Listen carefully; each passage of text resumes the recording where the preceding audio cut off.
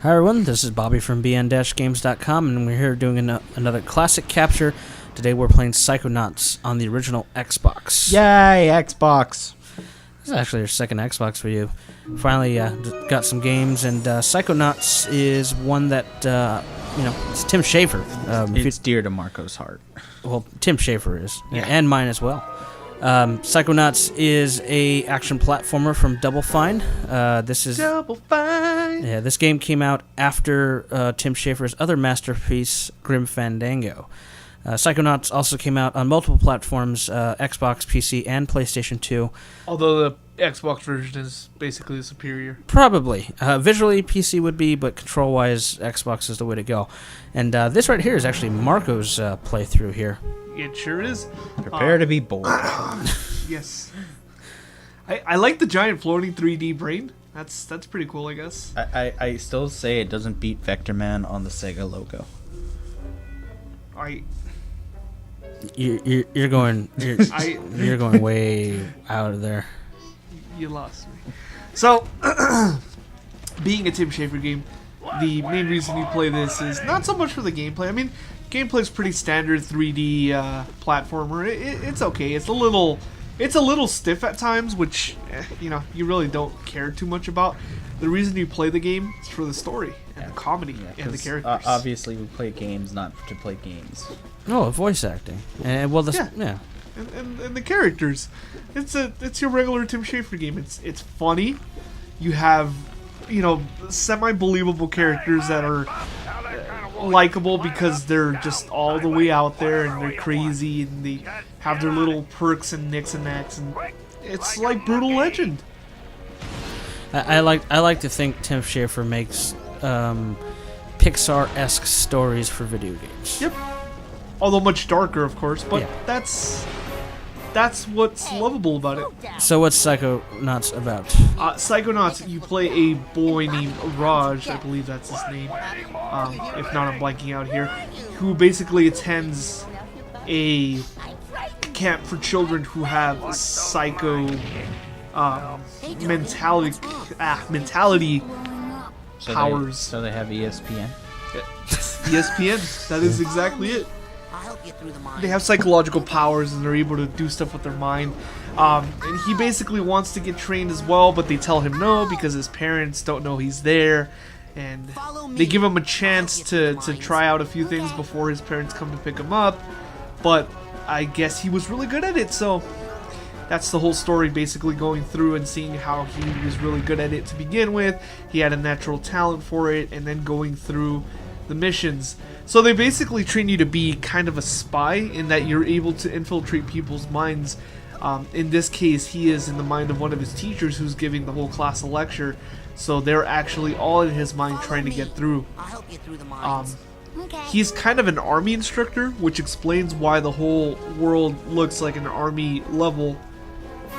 You do it based off whose mind you're in. So if you're in the mind of, say, a race car driver, you would imagine that there would be cars and racing-related material all over. Like I said, I mean, platform-wise, the way the game plays, it plays well enough to where you can figure it out. It's a little clunky on some parts, particularly the parts where you have to do anything with trapeze, walking across tightrope, or jumping from ledge to ledge is sometimes a little tricky. There was actually a couple parts I had to cut out because I couldn't get the timing right, because it's a little finicky. Other than that, it's pretty standard gameplay. You have these giant see-through memories that you collect as you go, and you can choose to collect them or choose not to. Some of them are a little tricky to get. I think from an art perspective, if you've never played Brutal Legend, you need to do that. But anyone who's a fan of Tim Schafer can see from this game the direction that Brutal Legend eventually went in that game. Brutal Legend being, the last major release from Double Fine, not including the DLC games that kind of still follow this aesthetic. But Psychonauts really set the bar for the way I guess you could say Grim Fandango also did. They have a similar art style, but this game from a 3D perspective, a lot of this you see in Brutal Legend later. Here's a perfect example of how random this game is and how interesting it is to see the level design.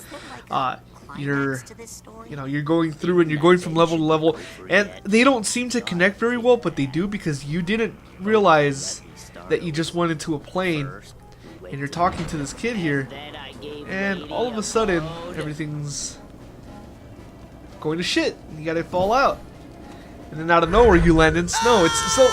It's very well thought out how everything is placed. Like I said, the story is probably the most interesting thing. All the characters are really likable. There are some jokes that are genuinely funny.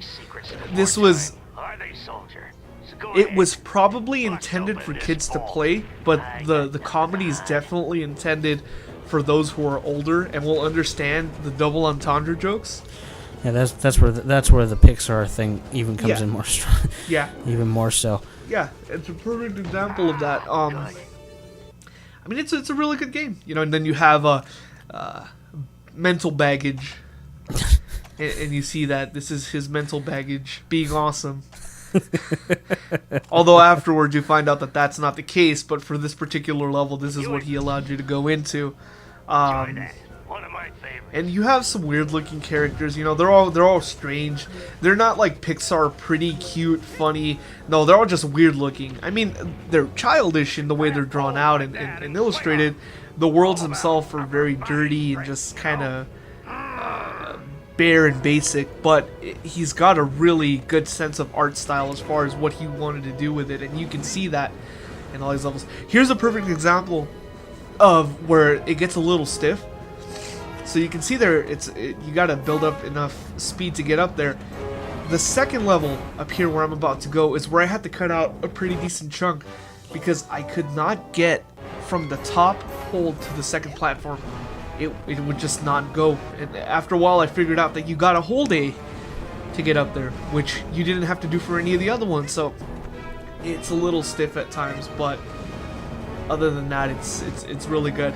And the premise, because it is an action-adventure game, you're collecting a lot of stuff, like, you're collecting mental baggage, you're collecting all these little see-through silhouette memories, you're collecting arrowheads to try and upgrade certain powers. When you're out in the camp, it's an open free world that you can roam as far as the camp goes, and you're able to go on different missions and stuff like that, so it's pretty interesting as far as that goes. So how much did you get this for? How much did we find it for? How much did I... Well, this is one of the Xbox games that still goes for a bit. This goes from about 20 to 25 still. I picked this up for 10. Actually, technically I picked it up for free, because I bought Indigo Prophecy for like 15 and I got this free. Buy one, get one free. Yeah. Yeah, but this is one of those Xbox games that I would say people should definitely get.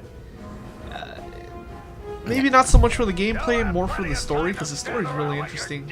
Yeah. Speaking of that, I know it's only relevant for today, but Steam has this game for $5 on the PC. The PC version is actually fairly inexpensive to get. PlayStation 2 version is it's a little bit less hard. than the Xbox version. Yeah. But it doesn't look as good. Yeah. This actually holds up visually. I think, and it really comes down to art style. It's not so much the power of the graphical engine. fidelity. It's what they chose to do, because it's very basic shape.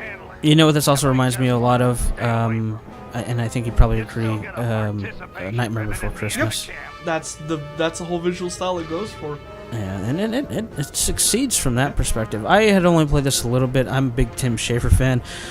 Tim Schafer's best game, as far as I'm concerned, is a game called Full Throttle, which came out on Windows PCs, Windows 3.1.1, and 95 if you could get it to work. Tim Schafer actually was known for those sorts of games in the old LucasArts days, and then created Double Fine, which created their own games, which weren't point-and-click like this one.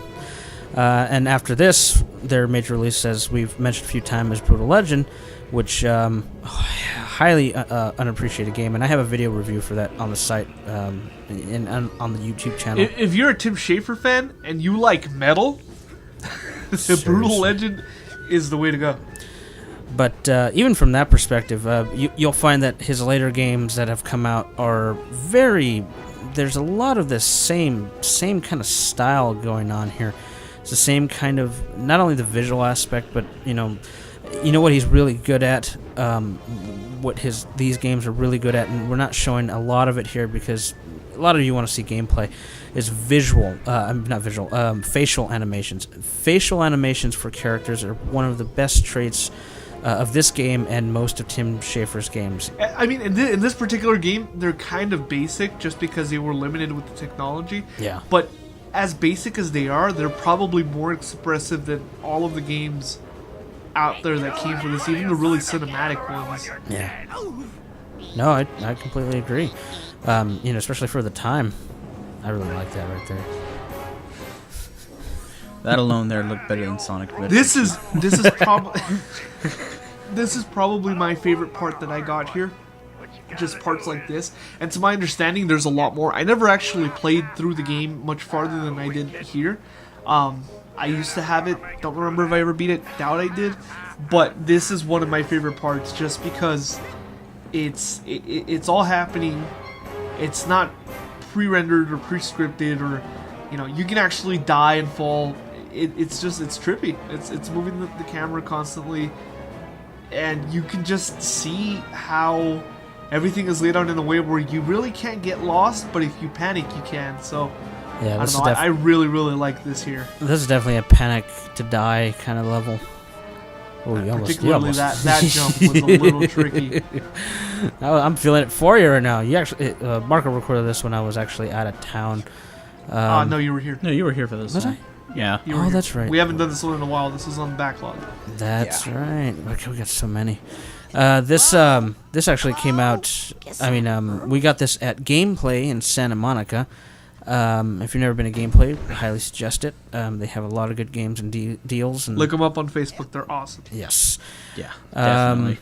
If you own an Xbox, definitely one I would tell you to get. Obviously, Halo's gonna usurp it from that point. But if you look at that, yeah, got some facial right there. That's a lot of expression, even in the art style. Well, I mean, that's really what it comes down to. I was just looking for a way out. Oh, I'm pretty sure that's about it. Yep. Well, thank you everyone for watching. Please subscribe. Let us know what you think. We got plenty more coming, and please leave comments. We love comments. It's really what drives us to do these videos. Thanks for watching. Gameplay, Facebook now. Subscribe.